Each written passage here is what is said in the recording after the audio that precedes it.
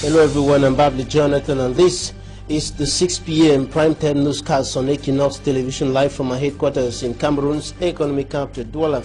In a lone top story, the students abducted by unidentified gunmen at Presbyterian Secondary School, Quen, in the northwest regional capital, Bamenda, have been set free, but 4 of the persons abducted are still missing. Their whereabouts remains unknown. They were found those who have been set free were found in Bafut and brought back to Bamenda, accompanied by Northwest Governor Adolphe Lafrique. Stay with us.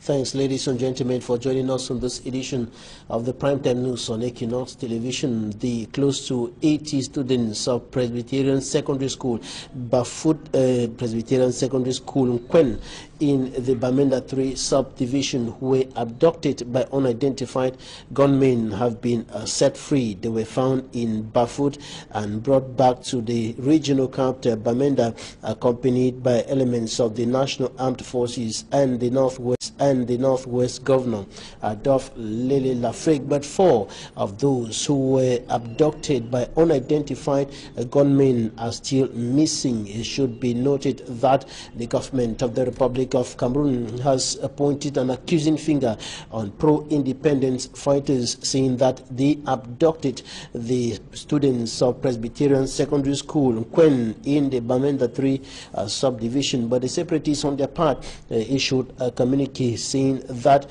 they had nothing to do with the abduction of the students of Presbyterian Secondary School, Quen. Now, greater details in this extract of the Northwest Governor Adolphe Lafrique, who spoke to our correspondent in Bamenda, Stella, shortly after receiving the abducted and, of course, freed students of Presbyterian Secondary School, Bafut, at his office at Upstation in Bamenda. Take a listen. That made it possible for us today to be visiting our missing student. Thanks to the professionalism in which the issue were handled by both the education family, the security services, the intelligence services, the administrative authority of schools, and the population. It thanks to the collaboration of all the stakeholders that we are here together celebrating the coming back to us of our children. The meeting I was supposed to chair have been given a new dimension that do not allow us to hold it like it was previewed. Just as a result of the good news of early this morning, we are just going to end up with this communication, free the children to go back, and later on we'll have a good consultation, discussion with the various scholars present here today to arrive at a general option to fight against the problems that are rocking our region, our divisions. And it is coming timely after the address of the head of state. He was sworn in yesterday, and he makes some pronouncement, not only concerning the affairs of the nation, but mainly concerning the problems that are rocking our 2 regions. Recognizing that, yes, there is a problem, drawing a plan to solve the problem, sending a message to the young of this region to drop down their guns, to come back to normal civil life, and they are given instruction Northwest Governor Adolphe Lafrique speaking there to our Northwest correspondent Stella shortly after the abducted pupils, or rather students, of Presbyterian Secondary School PSS Quen in the Bamenda 3 subdivision were set free, and investigations are still on course to track down the whereabouts of 4 of the abducted persons who remain missing, and of course to unveil the faces of those behind the kidnapping. It should be indicated here that the government has said the students were kidnapped by pro-independence fighters, but the separatists have rejected that allegation, saying in a communique that they have nothing to do with the abduction of those they are fighting to protect. And as a result of the deepening crisis rocking the 2 Anglophone regions of the Republic of Cameroon, some contractors have abandoned ongoing works that they had been executing in some parts of the region, and administrative authorities are now urging them to return and finish with the construction works that they were in charge of carrying on in some parts of the region. Franklin Mwabe reports. 1 month to the end of the 2018 budgetary year, public projects in Bui division of the Northwest region have been abandoned. The construction of the Bamkike-Mbiam stretch of road, electrification of nearby villages, and the incomplete execution of bridges were the major topic of discussion during a follow-up committee meeting to evaluate the level of execution of the 2018 public investment projects in Bui division. Many stakeholders and workers of the construction site who abandoned the work blame the situation on the persistent insecurity rocking the region due to the Anglophone crisis.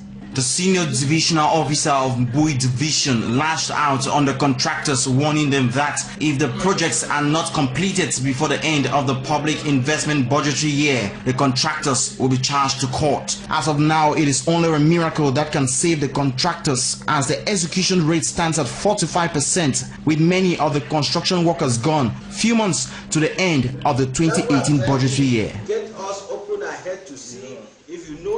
Franklin Mwabe reporting there on the impact of the Anglophone crisis on construction works that have come to a halt in some parts of the Northwest region, especially in the Bui division.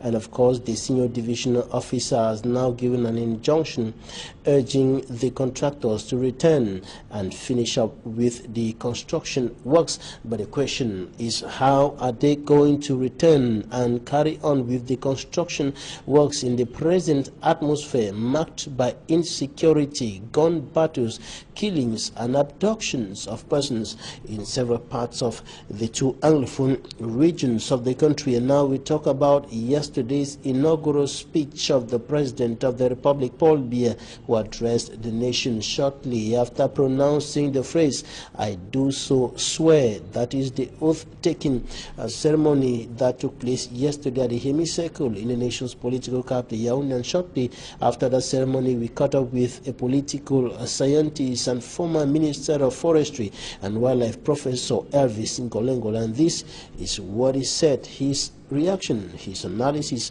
of President Paul Biya's speech. He begins by explaining the importance of the swearing-in ceremony. The ceremony of today was a constitutional or legal requirement. As a matter of legality and legitimacy, the President had to take the oath of office as the President-elect of the Republic of Cameroon. And by that act of taking the oath of office, the President has demonstrated again, as he has done before, that he respects the Republic, he believes in the Republic, and appreciates the people of Cameroon, and has shown his gratitude to the people of Cameroon for having elected him or for having chosen him. And this is what the people expect in a republic of their leader. A leader who acknowledges, who respects them, respects the institutions of the republic, respects the values, and in his speech, as we said, beginning with the "I do so swear," he committed himself to respecting the Constitution, upholding the Constitution, making sure that he protects the peace, the unity, the integrity of the Republic. From the standpoint of content analysis, what you saw in the inaugural speech was that the President committed himself to making sure that he met the expectations of the people in all aspects of national life. And the President even went further by calling on the youth in a solemn manner. You remember the statement in the speech that the Cameroon of tomorrow will be constructed with the youth of Cameroon. That's a powerful and solemn appeal to the youth of Cameroon. And he went further by specifically talking about the situation in the Northwest and Southwest region by clearly showing that the President showed that he was aware, he acknowledged that he was aware that the people of the Northwest and Southwest problems wanted peace, they wanted things to be correct, they wanted to be able to manage their local affairs the way that they would feel happy with, and the President was willing, he showed he was willing to make sure that he met these expectations of the people of the Northwest and Southwest. It tells you that the President listens to people. The President appreciates the people. The President wants the people of the Northwest and Southwest to know that he is with them, he hears them, he has heard them, and is willing to work with them. And the President further said that those young men and women who have taken up arms against the Republic, they don't have to do that. The President made a solemn appeal to these young men who have taken up arms to put down or to lay down their arms and come back to the fold and join him as youth, so that together with him they can build this Cameroon of tomorrow, which the President believes this Cameroon of tomorrow cannot be built without the youth. It can only be built with the youth. So you can see the President showed openness to the people of the Northwest and Southwest. The President showed his willingness and his inclusiveness as far as the people of Northwest and Southwest are concerned. And the President showed his willingness to work with the youths of Cameroon in general and the youths of the Northwest and Southwest in particular. Therefore, I'm hoping the message has passed that the President has showed Republican magnanimity, Republican openness, Republican inclusiveness, Republican civility, Republican tolerance, and I hope that the people of the Northwest and Southwest will understand that the President has the people of Northwest and Southwest at heart. The President believes that the people of Northwest and Southwest are citizens of this Republic who also want peace, who want unity, and who want to be able to manage local affairs. The President is willing to work with them. And the President wants the Northwest and Southwest young people who have taken up arms to know that he has not closed the door on them. He has said they should lay down their arms and come to the fold. Let them come and join him in building this better Cameroon of tomorrow. In the same vein, EQUINOXE spoke to two legal minds, Barrister Achu Julius and Barrister Ashu Emmanuel, who expressed contradictory views concerning the President of the Republic's inaugural speech. He compiled their views on that speech in the following report. One of the most important declarations retained by most Anglophones in Paul Biya's speech, few minutes after he took oath into office, is the call for pro-independent fighters in Anglophone Cameroon to lay down their arms and join other compatriots to build the Republic. Je leur lance un appel à déposer les armes et à retrouver le droit chemin. Some of them, like Barrister Ashu Emmanuel and Barrister Achu Julius, have reacted differently on this. In a speech like this, you don't need to say everything, because the mere fact that he has asked that they should put down their arms goes without saying that he is ready to talk. Because you cannot talk with somebody that has arms. You cannot come to the table to talk to somebody who puts his gun and you still continue talking. It doesn't make sense. So he has asked them that, please, drop your arms. Because if you don't drop your arms, we are now still going to stay in illegality. This is an era of reconciliation. A view not shared by Barrister Ashu Emmanuel Agbo. You cannot ask people to drop their weapons when you declare the war and you have not called off the war. So if he were to call off the war and ask the secessionists to drop their weapons, we can understand that. Yes, the environment is enabling for there to be a ceasefire and peace. But he is not doing so. He's instead threatening. I think the head of state and his government should realize that the military option does not work. And it is not workable because those boys who were using Dane guns 2 years ago are now using AK-47. While many believe decentralization process has failed in Cameroon and has been one of the major causes of the Anglophone crisis tearing Cameroon apart, Barrister Archel Julius believes the country has entered into a new era with a wind of change to blow across the 10 regions. We've turned a new page. We have now to go to work. Let's give you the chance to see the acts of what it's going to do in due course. The government will be there to do checks and balances, to make sure things don't go out of hand. That is all. I see it's going to be decentralization, which would some sort of sort out some of the problems that cause people to be angry, up to the extent of wanting a secession. Barrister Ashu Emmanuel Agbo criticizes the form of decentralization chosen by government, which is contrary to that provided by the Constitution of Cameroon, a choice which to him has put the nation on fire. Accelerating decentralization is not a solution, because the form of decentralization he has chosen is not what the Constitution has provided for. In fact, I see it as a matter of political will.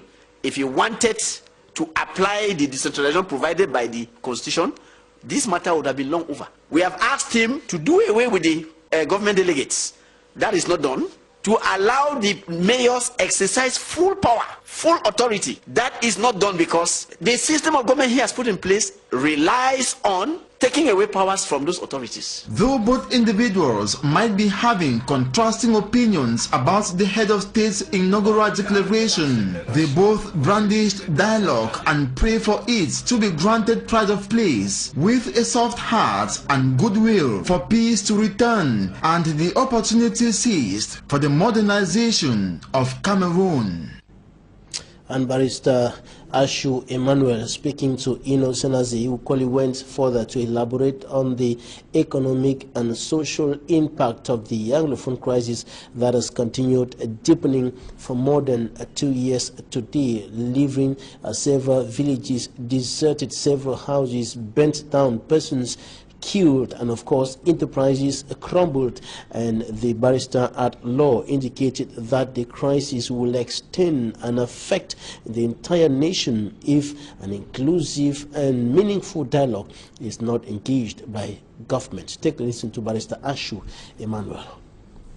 I think that in the interest of the whole nation, this crisis is long overdue. It has gone too far, and it's affecting the entire nation. The economy of Cameroon is suffering. CDC and PAMOL are on their knees. The unemployment is skyrocketing. And I think that it is high time that something be done to bring this country back on its rails. And the only thing that can be done at this juncture is to organize an inclusive national dialogue, wherein all Cameroonians will put their hands on deck, and we shall together decide which way we want our country to go. And we think that if this country has to go forward, which is our wish, then it is high time that Mr. President should take note that the Anglophone crisis has gone beyond the Anglophone regions. The entire Cameroon nation is suffering, and our economy is also suffering, and we want peace back in that region so that all of us can start enjoying peace before the African Nations Cup arrives. Our Southwest correspondent Derek Jato equally gathered some reactions to the president's inaugural speech in the regional capital, Boya. He compiled this report. November 6, 2018. Cameroon new president is addressing the nation just after being sworn in. And everyone in the Southwest region is keen on how President Paul Biya will touch on the Anglophone crisis that is taking lives in the two Anglophone regions. The president promised that calm will return in these two conflict-hit regions. The process of decentralization will be speedy, and to the Ambazonians defense forces, they should put down their arms and come out of the bushes. At his residence, Southwest, Mr. Bernard Okaliabila invited his close collaborators to celebrate the swearing-in of the new president. Most of them here were present 2 years ago when the escalation phase of this Anglophone crisis was brought and harsh. A crisis critics say is today flying beyond the reach of those who even incubated it. Governor Bernard Okalia-Bilai will encourage those in the bushes to respect the call of President Paul Biya and come out. My message after the head of state speech is to invite the population, particularly the youth who are still hiding themselves in the bushes, those who have been misled or forced to be enrolled in the group of terrorists. Let them come back, join the normal life, to seize the opportunities of their land, the land of the Southwest region. And these are the victims. As the situation there like this, we will not come back for village because we will not get place to stay for village. We the managers small for bush. We cannot come back because our homes were burnt down and we don't have a place to stay. This man says. Nothing no remain. And the outside we sleep now. Me I didn't for bush. Now the problem bring me here for council. They say me come for council. They want help me. I came out just because of the relief aid we learned the Buya Council is distributing today. And from here, I am going back to the bush. Such stories are familiar here among these people. This 52-year-old father of 4 also brought with him pictures of a place he once called home.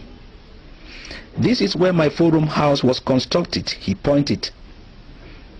And I have been living here for the past 45 years, and today it is gone.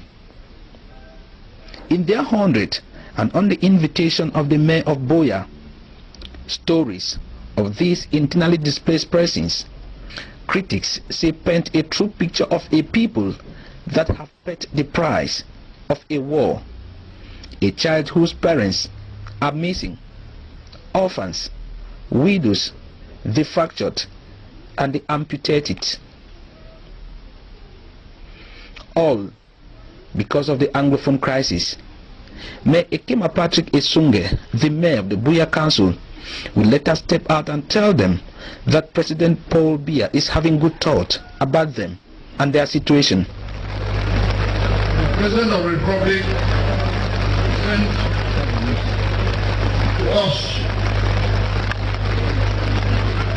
his representative in this community a very good help of materials, relief materials, as well as durable materials to sustain life of our brothers and sisters who probably would have been touched in one way or the other. The crisis is 2 years plus now.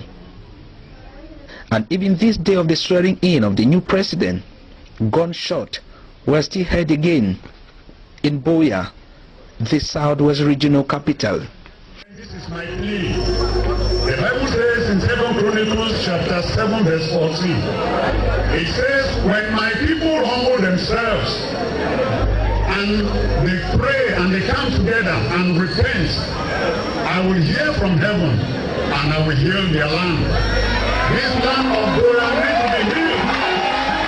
The peace in Buya needs to come back.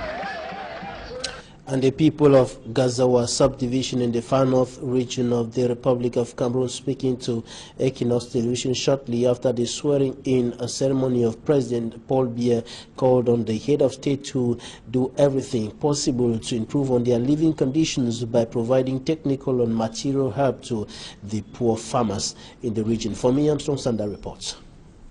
Gazawa subdivision voted President Paul Biya with 92.17% during the October 7 presidential election.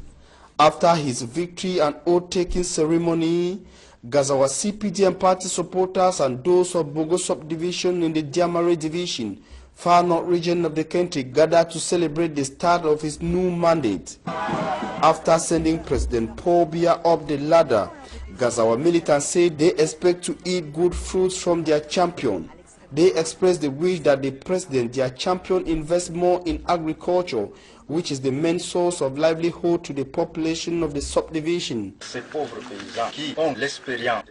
maximize agricultural output and consequently increase income, Elites of Gazawa say the president should help in building the capacity of farmers and provide necessary tools for a better agricultural practice.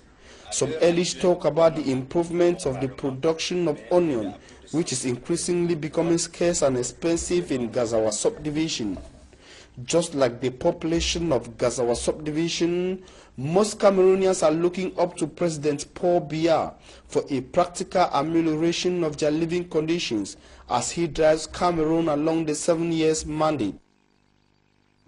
And in a similar story, the people of Bangwa in the Nde Division, West region of the country, call on the head of state after taking the oath of service to do everything possible to raise the village to a subdivision. This, they believe, will help in development efforts to take the village out of enclavement. Details with for me, Armstrong Sander once more.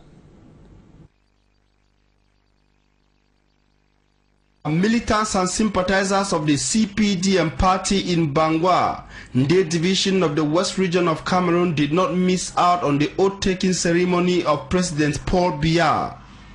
Gathered at the village square, the population followed the ceremony with a couple of problems which they expect the new old president to tackle. The state of Bangwa's main market is miserable and begging for infrastructure, as it is a spot where local farmers sell. Les Bangwa ont demandé l'arrondissement. According to this Bangwa man, the cry of Bangwa sons and daughters is for the village to be erected into a subdivision, a thing they believe will command development to Bangwa. Bangwa's problems include potable water, poor road network, the absence of health facilities and other social amenities. The stretch of road linking Bangante and Bafoussam through Bangwa is paralyzed by potholes. Bangwa, which prides itself as the second largest village of Nde North, demands a proportionate share of the Bangante Municipal Council cake. Over and above all, Bangwa sons and daughters strongly believe that the raising of their village into a subdivision is the best offer they can receive from President Paul Biya. President Paul Biya has started his new 7 years mandate, and the attention of the population of Bangwa is fixed on him. And the international community is putting in some help to assist the Bilingualism and Multiculturalism Commission to fulfill its missions, notably with regards to the crisis in the two Anglophone regions of the country. A German delegation paid a visit to the headquarters of the National Commission on Bilingualism and Multiculturalism with focus on resolving the Anglophone crisis, or helping that commission to resolve that crisis, as Franklin Mwabe reports. Can the National Commission for Bilingualism and Multiculturalism copy the example of Germany to resolve the Anglophone crisis? A delegation of the German Ministry of Foreign Affairs paid a visit to the headquarters of the National Commission for Bilingualism and Multiculturalism. The main point of focus during the meeting was on the Anglophone crisis. We have discussed the question of the Anglophone issue in length, suggestions on how we can maybe proceed together in seeing a solution based on dialogue and political. And there's a lot of willingness on his side, certainly, to listen to us.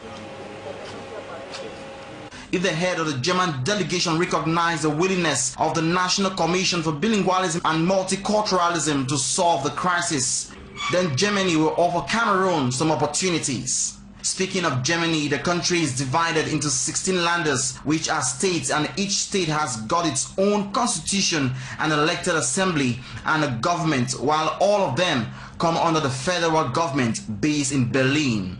During the president's swearing-in ceremony, President Paul Biya evoked the idea of giving more autonomy to the 10 regions of Cameroon.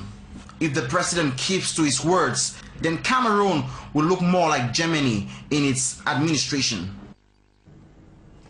poor health services remains a major problem in the Republic of Cameroon in the health amenities across the country, including public hospitals, where patients have often than not complained of poor treatment when they arrive at the different health amenities, and some persons have allegedly died in recent times in hospitals across the country because of poor treatment. And it is against this backdrop that the Lakenchini Hospital here in Douala is stepping up efforts to improve on health services in that amenity, and it is for this purpose that doctors of that hospital met today here in Douala within the context of the scientific days of the Douala Lakenchini Hospital to discuss strategies and of course how to boost health services in that hospital. And this is coming at a time when complaints have continued streaming in as a result of poor health care in health amenities across the country. The scientific days of the Lakenchini Hospital will end tomorrow, and this is where we put an end to this edition of the 6 p.m. primetime newscast on Equinox Television. Thanks, ladies and gentlemen, for staying with us. Goodbye.